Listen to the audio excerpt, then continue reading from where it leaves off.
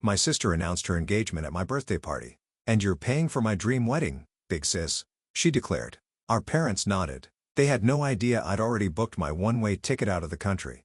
I should have known better than to expect my 30th birthday to actually be about me.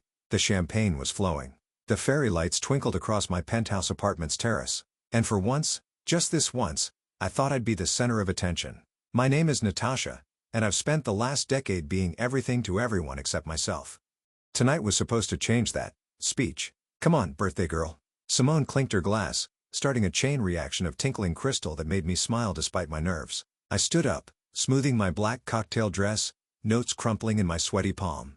That's when Lisa, my younger sister, practically leaped from her chair. Wait, before Natasha says anything, Oscar and I have the most amazing news. The silence that followed felt like a vacuum, sucking all the oxygen from the terrace. I watched my mother's face light up with practiced delight while my father barely glanced up from his phone. They knew. Of course, they knew. We're engaged. Lisa thrust her left hand into the air, a diamond the size of a small planet catching the light. And, Natasha, you're going to be my maid of honor. The guests erupted in squeals and congratulations. I felt Simone's hand squeeze my knee under the table. But that's not all, Lisa continued, her voice hitting that pitch that always preceded someone else's wallet opening. We're having a destination wedding in Santorini, and my amazing big sister, she blew me a kiss, is going to help make it happen. My mother dabbed at invisible tears. Isn't it wonderful? Lisa's always dreamed of a Greek wedding. I haven't actually agreed to, I started, but Lisa was already talking over me. The venue alone is $60,000, but Natasha's so good with money. Aren't you, sis? Always taking care of everyone. The words hit like individual punches. 60,000. My birthday party had just become Lisa's engagement announcement and wedding fundraiser. When's the wedding? Someone asked. 6 months, Lisa squealed. We've already got the perfect venue on hold. We just need Natasha to transfer the deposit by Monday.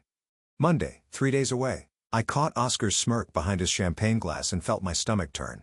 Sweetheart, my father finally looked up, his voice carrying that tone I knew too well. We should discuss the details tomorrow. Over brunch? Translation. We'll tell you exactly how much this is going to cost you, and you'll say yes because you always do. Of course, I heard myself say, raising my glass. To Lisa and Oscar, the party swirled around me after that. I smiled, hugged, accepted consolation disguised as congratulations. At least you'll get to be maid of honor, they said, as if it was some sort of prize. Later, as guests began filtering out, Lisa cornered me by the kitchen. You're not mad, are you? I just couldn't wait to share the news. And you know how much this means to me. I looked at my sister, really looked at her. The perfectly styled hair, the calculated innocence in her eyes, the way she tilted her head just so. 4 years younger but light years ahead in getting exactly what she wanted. It's fine, I said, my voice steady. We'll talk details at brunch. She squealed and hugged me, her expensive perfume clouding my senses. You're the best sister ever. I knew you'd understand. As Lisa flounced away to join Oscar, Simone appeared at my elbow. You okay?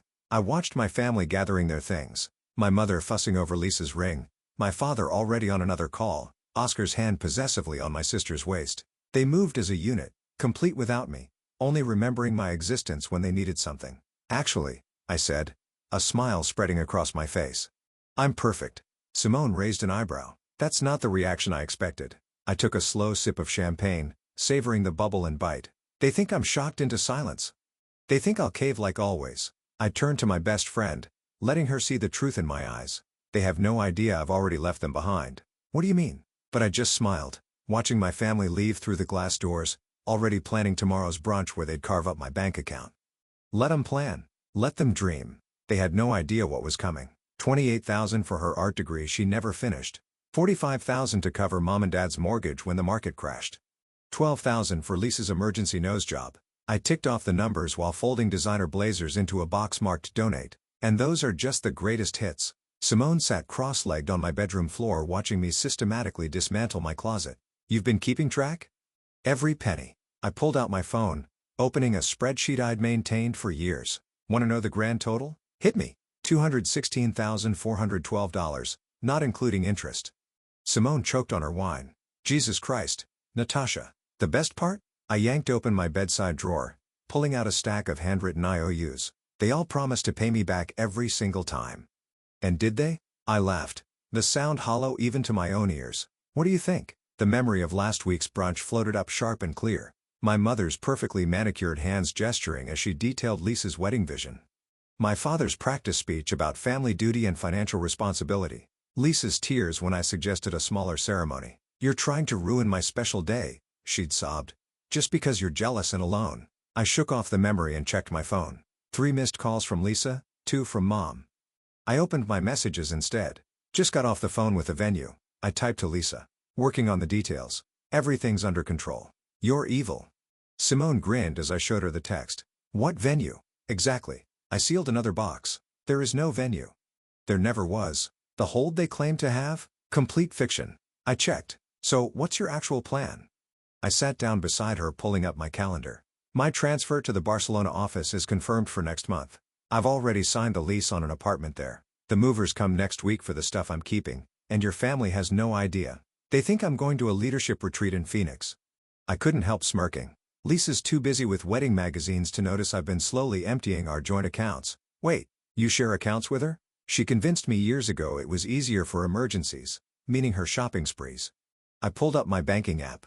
As of this morning, those accounts are closed along with the credit cards I foolishly co-signed for her. Simone whistled low. "She's going to lose it." "Oh, I'm counting on it." I reached for another box. This one marked Barcelona. "Want to hear the best part? Oscar's family isn't nearly as wealthy as Lisa thinks. He's been counting on my money too." "How do you know?" "I have my sources. I didn't mention the private investigator I'd hired 3 months ago. Let's just say their perfect Greek wedding is about to hit several icebergs at once." My phone buzzed again. Mom this time. I declined the call. "You're not worried they'll try to stop you?" "They can't stop what they can't see coming." I pulled out a photo album, flipping through years of family photos, always the same pattern. Lisa center stage, me on the edges holding things together. "Besides, I've got insurance." "What kind of insurance?" Before I could answer, my phone lit up with a text from Lisa. "The venue needs the deposit now." "Why aren't you answering my calls?" I showed Simone my reply. "Sorry. In meetings all day." "Don't worry. I'll handle everything. Trust me." "You're terrifying," Simone said admiringly. "I love it." I stood up, surveying my half-packed bedroom. 10 years of enabling, of being the responsible one, of swallowing my anger and opening my wallet, all of it distilled into neat labeled boxes. "You know what the saddest part is?" I said, picking up the family photo album. "They really believe I'll never leave, that I need their drama to feel important. Their mistake, their last mistake." I dropped the album into the trash. "With me anyway." My phone buzzed with another desperate text from Lisa. I smiled, remembering her words at my birthday party. "You're the best sister ever." "I knew you'd understand." Oh, I understood all right. I understood exactly what I needed to do. I picked up my phone and typed, "Everything's going to be perfect, sis, just like you deserve. The florist needs a 50% deposit by Friday," Lisa announced, barging into my office without knocking. "And the wedding planner's asking about the venue contract." I didn't look up from my laptop. "I told you I'm handling it, but what's taking so long?" "It's been 2 weeks." I finally met her eyes, keeping my expression carefully neutral. "International venues are complicated, Lisa. Besides, I thought you'd be happy I found a way to save $20,000 on the flowers." Her face lit up.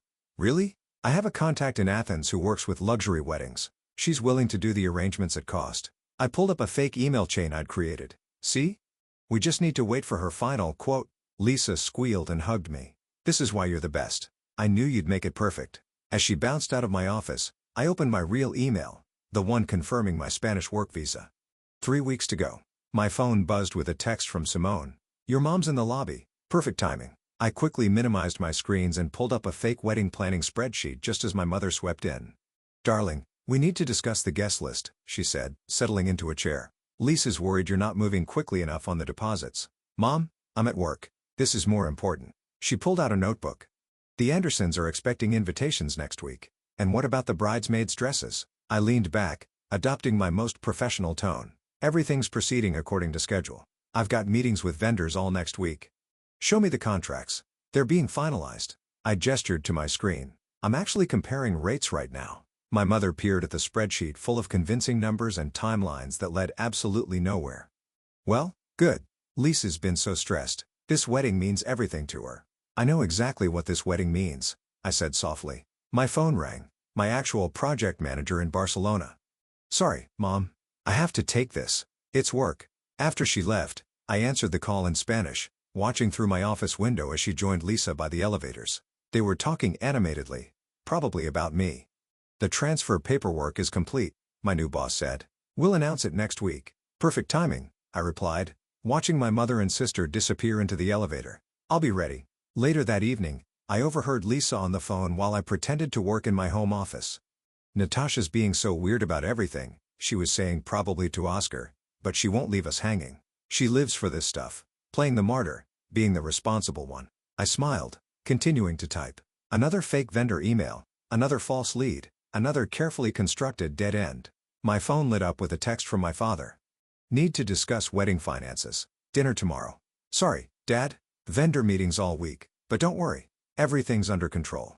I switched to my secure email confirming my one-way flight to Barcelona. Then I opened my banking app, checking the transfer of my last major assets to my new overseas account. Simone's warning from last week echoed in my head. Careful. No one knows how you shake a tree until the apples fall on their heads. But I wasn't shaking anything. I was simply stepping away. The tree would fall on its own. My laptop pinged with an email from Lisa. Found the perfect wedding dress. Only $15,000. Can we go look tomorrow? I replied, absolutely. Let me move some meetings around. Then I opened my calendar and added another fake vendor meeting to my carefully crafted schedule of nothing. Every appointment, every meeting, every consultation, all designed to lead nowhere. Lisa's voice drifted in from the living room. I don't care what it costs. Natasha will figure it out. She always does. I closed my laptop, a calm settling over me. In 3 weeks, they'd learn exactly what I'd figured out.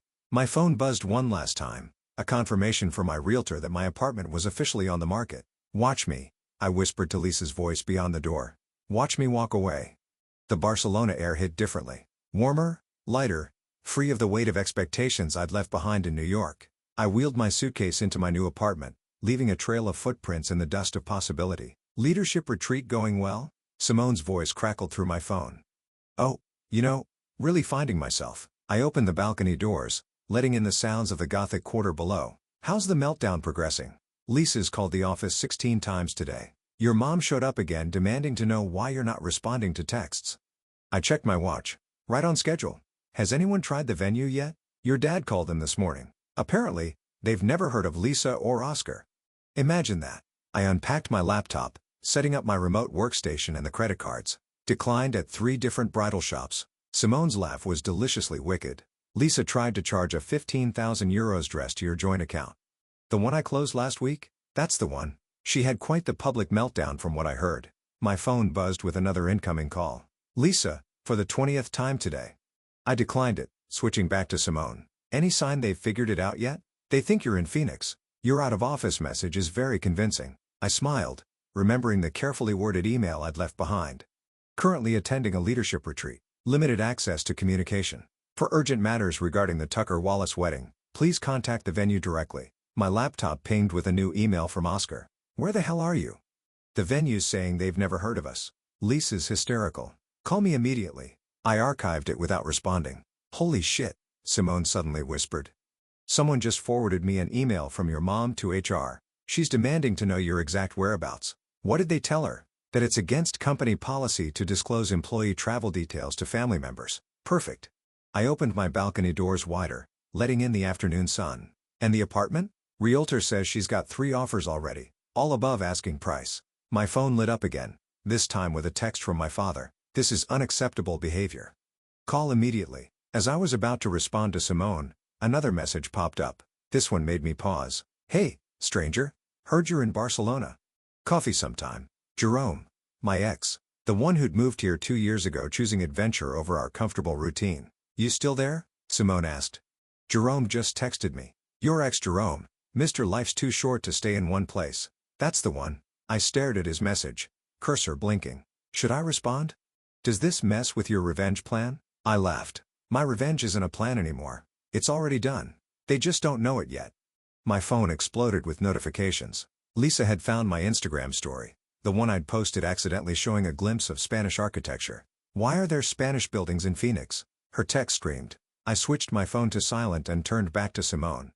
How long should I wait before I tell them? Tell them what? That you've abandoned them? That you're not paying for the wedding? That you've moved to another continent? All of the above. Give it another day, Simone advised. Let 'em really feel it first. Right on cue, My laptop pinged with an email from the wedding planner to Lisa, ceasing me. Without the venue deposit, we cannot proceed with any arrangements. Please advise on how you wish to proceed. I closed my laptop and walked onto the balcony, breathing in the Mediterranean air. Below, tourists and locals mingled in the narrow streets, their lives wonderfully uncomplicated by my family's drama. My phone lit up one last time. Lisa again. The planner says you ghosted. What is going on? I picked up my phone, finally ready to respond. Time to drop the first bomb. Oh, honey, I typed, savoring each word. Haven't you heard? I'm not your wallet anymore. Then I blocked her number, ordered a glass of Carver from the cafe downstairs, and settled in to watch the chaos unfold from across an ocean. You might want to check the family group chat, Simone texted. It's getting spicy. I opened WhatsApp, took a sip of my morning coffee, and began typing. Dear family, since you're also concerned about my whereabouts, let me clear things up. I'm not in Phoenix. I've moved to Barcelona permanently. As for the wedding, I won't be attending, let alone funding it. Consider this my RSVP. No. I attached a photo of my passport next to my café con leche, hit send, and immediately blocked them all. My phone rang seconds later. Simone, you absolute madwoman, she cackled. Your mom's already called HR 3 times demanding your new address. What did they say? That you've transferred to the Barcelona office, and they can't disclose personal information. Lisa's losing it on Instagram, by the way. Check her stories. I pulled up Instagram to find 15 consecutive stories of Lisa crying, mascara running, ranting about family betrayal. How could she do this to me? Lisa sobbed in one video. 2 months before my wedding, she's ruined everything. Interesting math, I mused, considering she announced the engagement 3 weeks ago. Oh, it gets better, Simone said. Oscar's been calling your old work number every hour. Apparently, the florist is threatening legal action over the deposit he promised. My laptop pinged with an email notification. Jerome.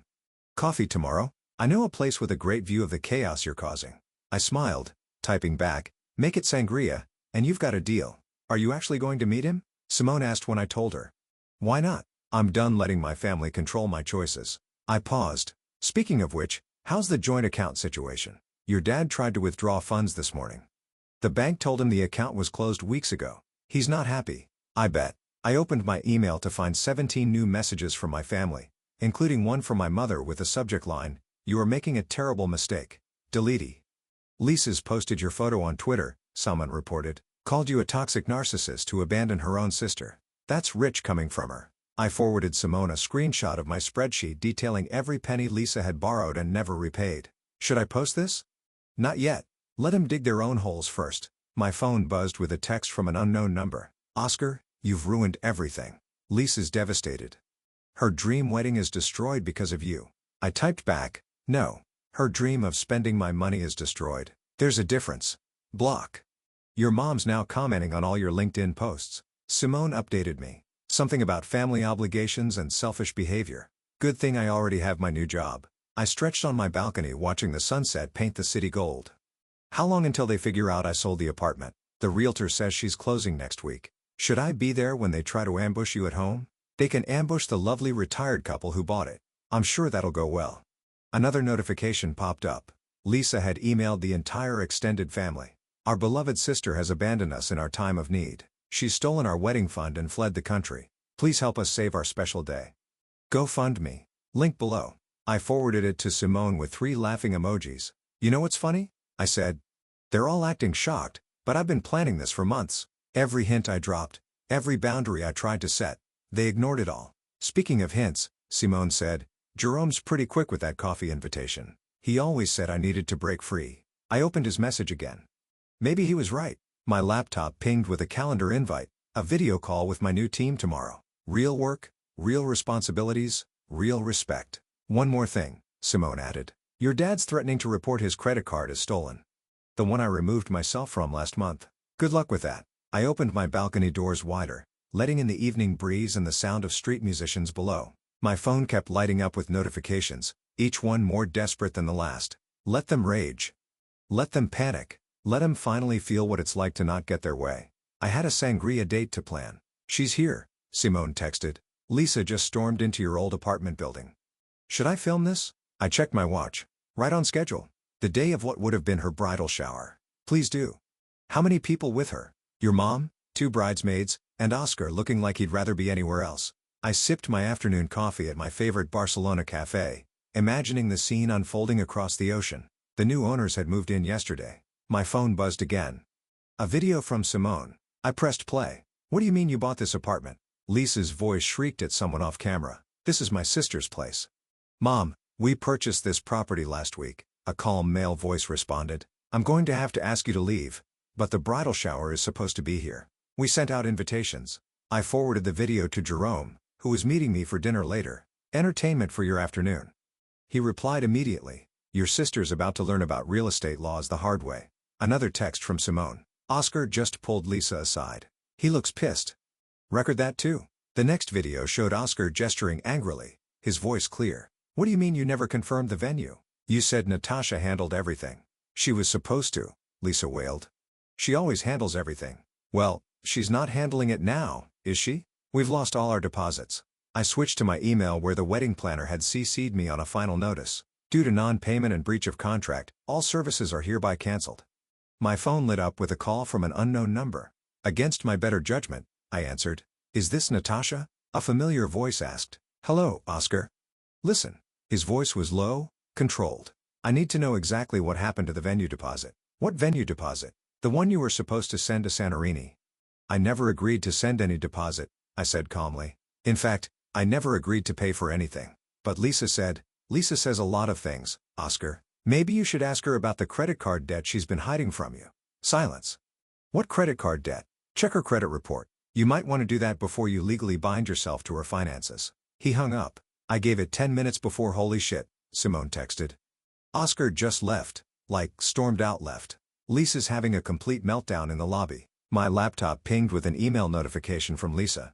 "I'm coming to Barcelona. We need to talk face to face." I forwarded it to Simone. "Wanna bet she didn't check if her passport was valid?" "No bet. She hasn't renewed it since that spring break trip 5 years ago." I pulled up the immigration website checking entry requirements. Just as I thought, she'd need a valid passport and specific documentation for stays over 90 days. Documentation I'd made sure she couldn't get quickly. My phone buzzed with a notification. Lisa had booked a flight, leaving tomorrow. "Should we warn her?" Simone asked. "About what?" "The expired passport, the visa requirements, the fact that I registered her with Spanish immigration as a potential financial fraud risk." "You didn't." Amazing what you can do with the right documentation and a sister's history of financial misconduct. Another video from Simone. Lisa screaming at the building security guard while my mother tried to calm her down. The new owners had called the police.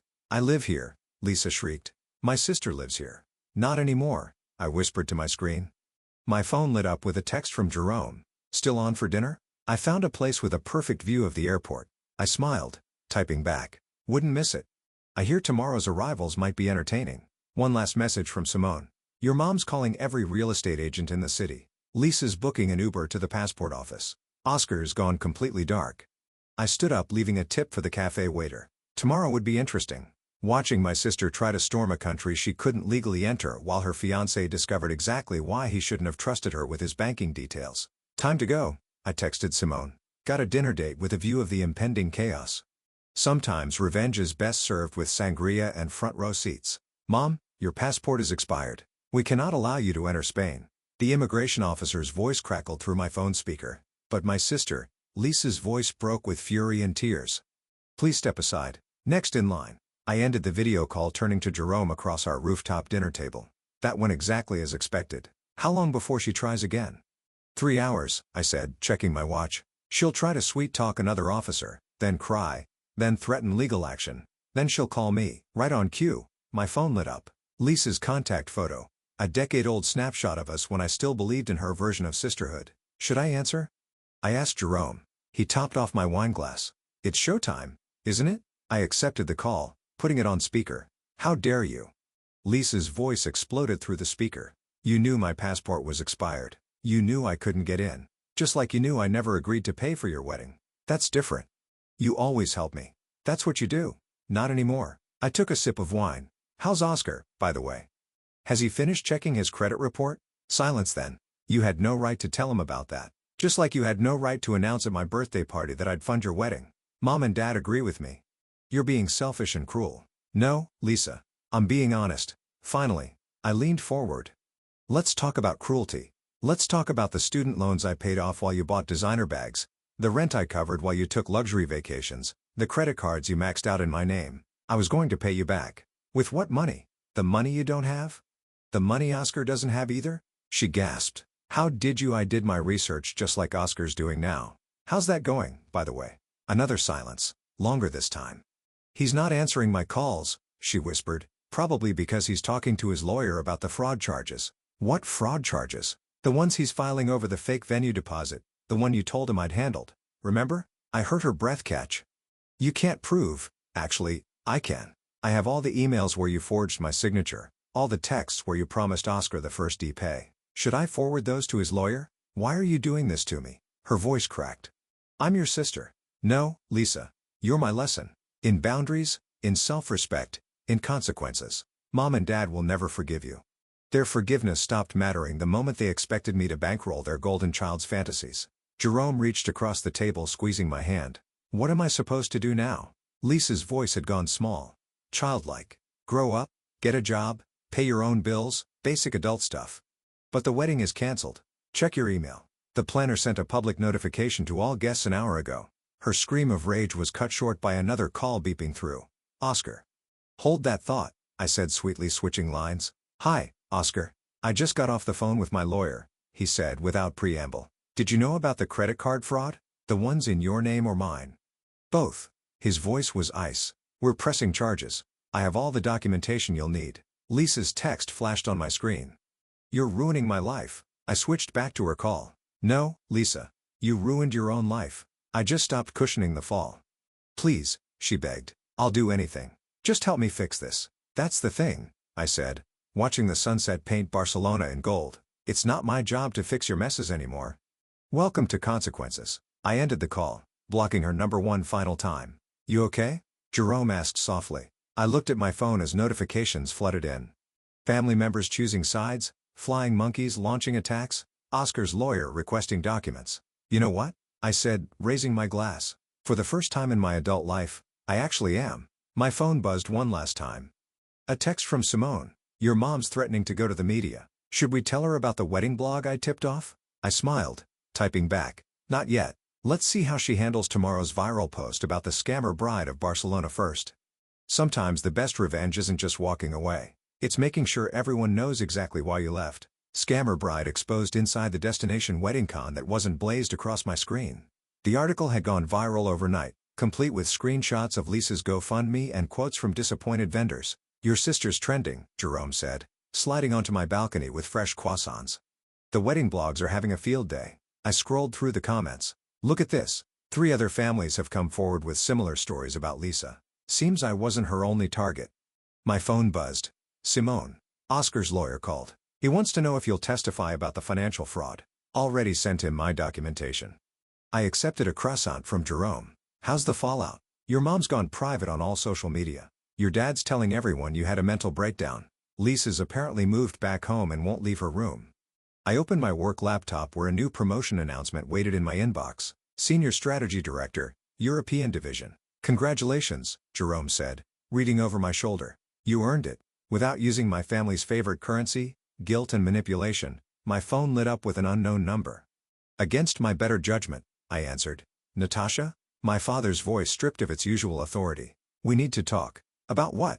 Lisa's fraud charges? The money she stole? Or how you and Mom enabled her for years? We didn't know. No.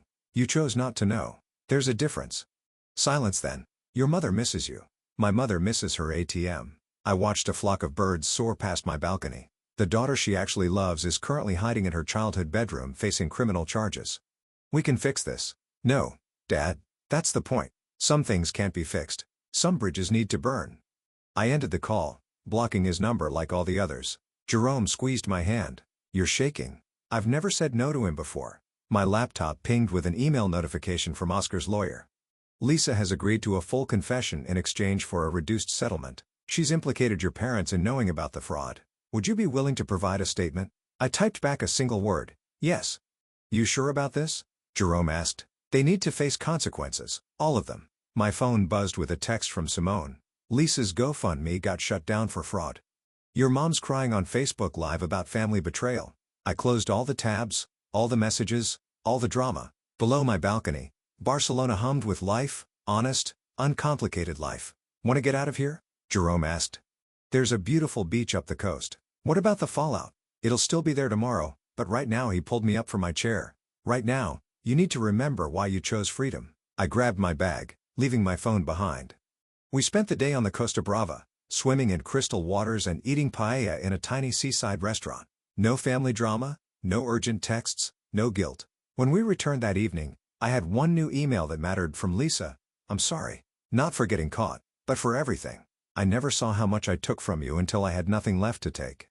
I'm getting help, real help. Not that you owe me forgiveness, but I hope someday you'll know I mean it. I showed it to Jerome. Are you going to respond? He asked. No, I closed my laptop. Some chapters need to end without a neat resolution. And this chapter, he gestured to my new life.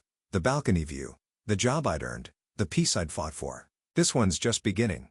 I deleted the email, and it's mine to write. My phone lit up one last time. Simone sending a photo of my old apartment building where my parents were apparently still trying to convince the new owners to let them in. I turned off my phone, opened a bottle of wine, and stepped out onto my balcony. The Mediterranean sunset painted the sky in colors of freedom, colors I'd never seen while carrying the weight of their expectations. I didn't disappear. I just finally stepped into my own story and made sure everyone else knew they didn't belong in the next chapter. Sometimes the happiest endings aren't about forgiveness or reconciliation. Sometimes they're about choosing yourself.